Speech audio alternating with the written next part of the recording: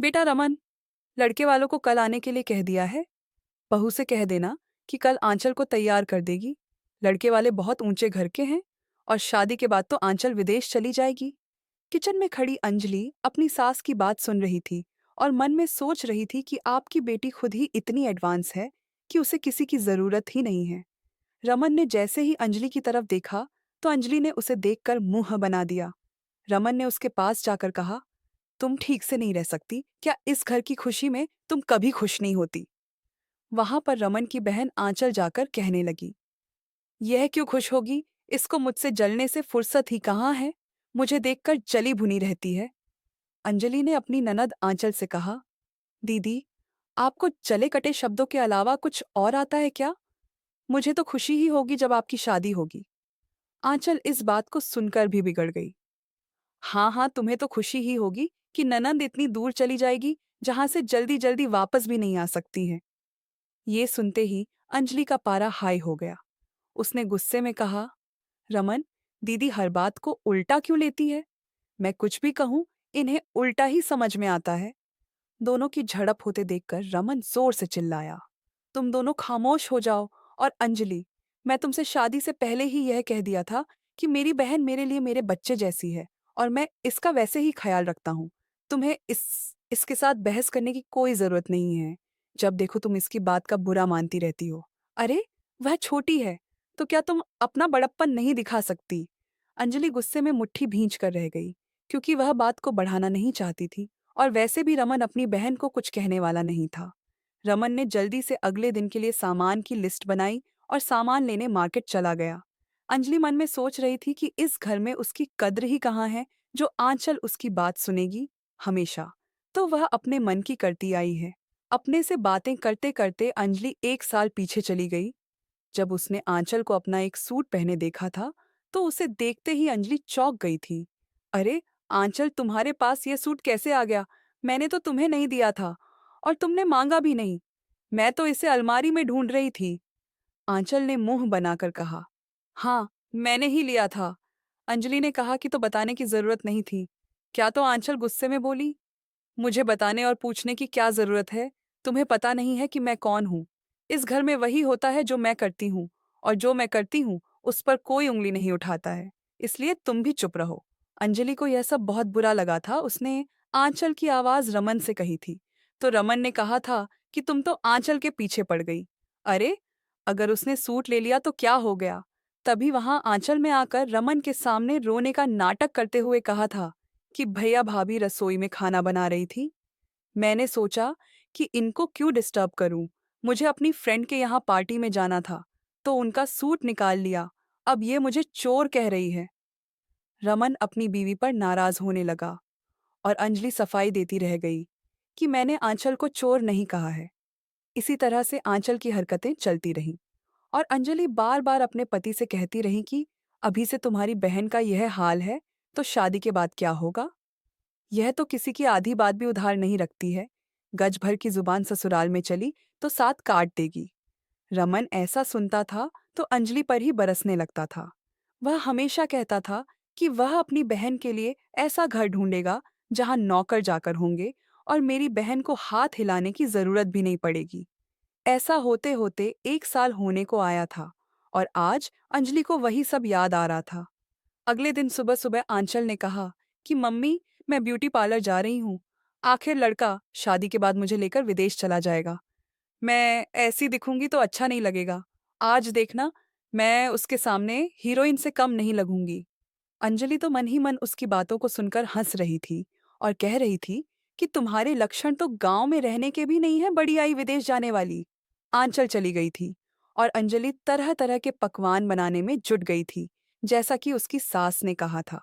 अपनी माँ के कहने पर रमन ने कुछ विदेशी मिठाइयाँ बेकरी से लाकर रखी थी और कुछ विदेशी चॉकलेट भी वह मेहमानों के लिए लेकर आया था। कुल मिलाकर घर में मेहमानों के स्वागत का पूरा इंतजाम हो गया था। दोपहर में 12:80 बजे तक सब लोग आ गए और रमन की माताजी ने सबका स्वागत किया। सब लोग बैठे हंसकर बातें कर रहे थे और रमन बीच बीच में लड़के के बारे में उससे पूछ रहा था। लड़के ने कहा कि मुझे तो एक फैमिली टाइप लड़की चाहिए। मैं भले विदेश जा रहा हूँ लेकिन संस्कार कभी नहीं बदलूंगा और ना ही अपनी पत्नी के बदलने दूंगा। तभी लड़के की माताजी हंसकर बोली, रमन बेटा, हमारा बेटा तो बहुत ही संस्कारी है।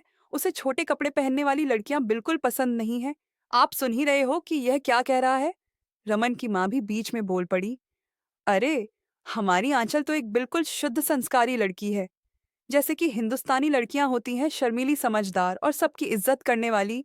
आंचल तो बिल्कुल भी ऊंची आवाज में बात नहीं करती, हमेशा सबसे बहुत नम्रता से बात करती है। यह बातें सुनकर लड़के की माँ बहुत खुश हो रही थी और कह रही थी कि बस एक बार हमको बहुत पसंद आ जाए, फिर तो हम शादी में देर नहीं करेंगे, क्योंकि अब इसको वापस जाना है। वहां इसकी नौकरी लग गई है, फिर तो ये 10 साल बाद लौटेगा और तब तक शादी में देर हो जाएगी, इसीलिए शादी करके जाना चाहता है। रमन की माँ बोली कि यह तो बहुत अच्छी बात है कि आपके बेटे की सोच इतनी अच्छी है।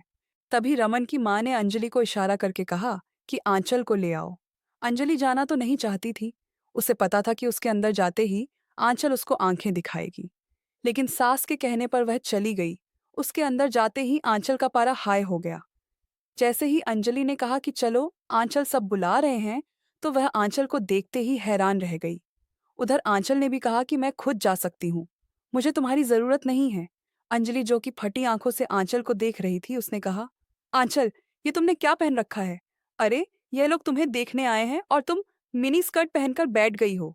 जल्दी से कपड़े बदलो और मैं तुम्हें अपनी साड़ी लाकर देती हूँ, उसको पहन लो। जैसे ही अंजलि बाहर जाने के लिए मुड़ी तो आंचल ने कहा, डियर भाभी जी, अपनी यह गंवार सोच अपने पास रखिए। लड़का मुझे लेकर विदेश जाने वाला है और आप कह रही हो कि मैं साड़ी पहनकर जाऊं, जिससे कि वह मुझे गवार समझ और मेरा रिश्ता टूट जाए। आंचल ने आंखें तरेड़ते हुए कहा। तो अंजलि ने कहा, आंचल, तुम समझती क्यों नहीं हो? उन लोगों की सोच ऐसी नहीं है। मम्मी जी नाराज होंगी, वह देख ले, उससे पहले तुम साड़ी पहन लो।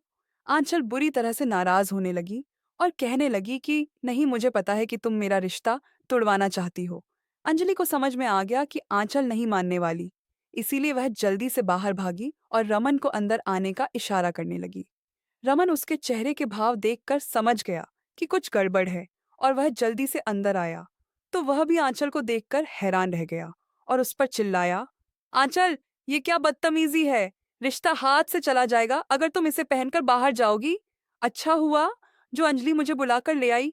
आंचल ने अंजलि की तरफ घूर कर देखा और बोली, मुझे पता था कि आग इसी ने लगाई होगी। भैया, आप तो कभी इसकी बात नहीं सुनते थे, तो फिर आज आपको क्या हो गया? रमन ने उसका हाथ पकड़कर कहा, क्योंकि अंजलि सही कह रही है, जल्दी से कपड़े बदलो और साड़ी पहनकर बाहर आओ। ये छोटे छोटे कपड़े पहनकर ऐसे खड़ी हो गई हो जैसे यह हिंदुस्तान नहीं, अमेरिका है। आंचल ने अपने भाई से झटके से हाथ छुड़ाया और दरवाजे की तरफ चल दी। रमन ने उसे रोकने की कोशिश की।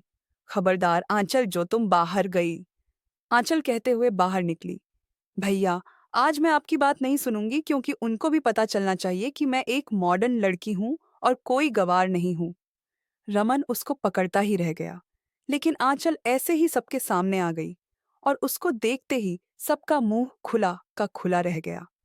लड़का और उसके माता पिता फटी आंखों से उसको देख रहे थे, लेकिन आंचल को इस बात से कोई फर्क नहीं पड़ा और वह जाकर सीधे लड़के के पास बैठकर बोली, हेलो, मेरा नाम आंचल है, मैं कैसी लग रही हूँ?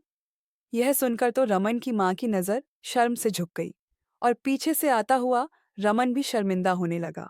लड़के ने औपचारिकतावश कह दिया कि अच्छी लग रही हो।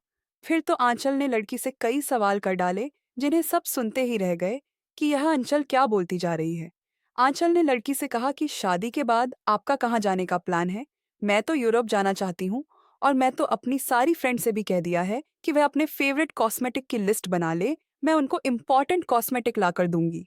लड़का फटी आंखों से उसको देख रहा था कि यह कैसी लड़की है। तभी लड़के की माँ गुस्से में खड़ी हो गई और बोली, बहन जी, हमने कहा था कि अगर हमें बहू पसंद आ गई तो हम जल्दी से शादी कर देंगे, लेकिन माफ कीजिए, हम ये शादी नहीं कर पाएंगे। रमन की माँ एकदम से खड़ी हो गई और बोली, नहीं बहन जी, ये क्या कह रही हैं? अभी तो अपने आंचल से कोई बात भी नहीं की है। तो लड़के की माँ ने कहा, बात करने की जरूरत ही क्या है, सारी बात तो आपकी लड़की ने खुद ही हमारे बेटे से कर ली है। ऐसी बेशर्म लड़की को हम अपनी बहू नहीं बना सकते। लड़का और उसके माँ बाप उठकर चले गए और रमन का परिवार देखा ही रह गया। आंचल सोफे पर बैठी रही जैसे कुछ हुआ ही नहीं। रमन की माँ भी माथे पर हाथ मारकर बैठ गई और रमन गुस्से में आंचल को घूरने लगा। घर में एक अजीब सी खामोशी पसर गई, जिसे अंजलि ने तोड़ते हुए कहा, आंचल, मैं तुमसे कितनी बार कहा था कि साड़ी पहन लो, लेकिन तुमने मेरी बात नहीं मानी। कितना अच्छा रिश्ता था। आंचल आंख निकालकर अंजलि से बोली, यह सब तुम्हारे कारण हुआ है। तुम तो यही चाहती थी ना।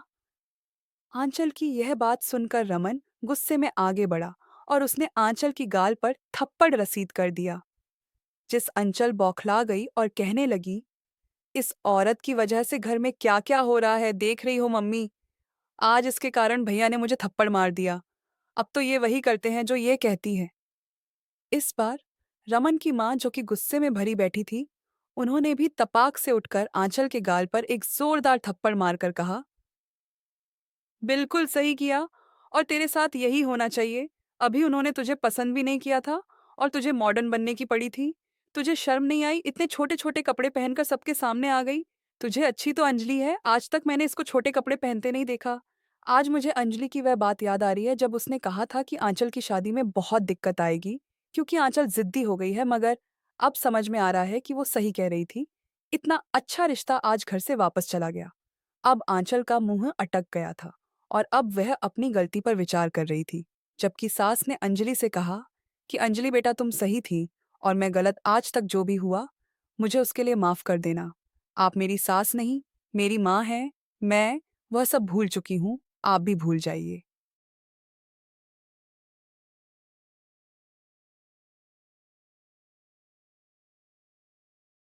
अगर आपको कहानी अच्छी लगती है तो वीडियो को लाइक, कमेंट और शेयर करना ना भूलें। और ऐसे ही पारंपरिक किस्से और दिल को छू जाने वाली कहानी देखने के लिए चैनल को सब्सक्राइब जरूर करें।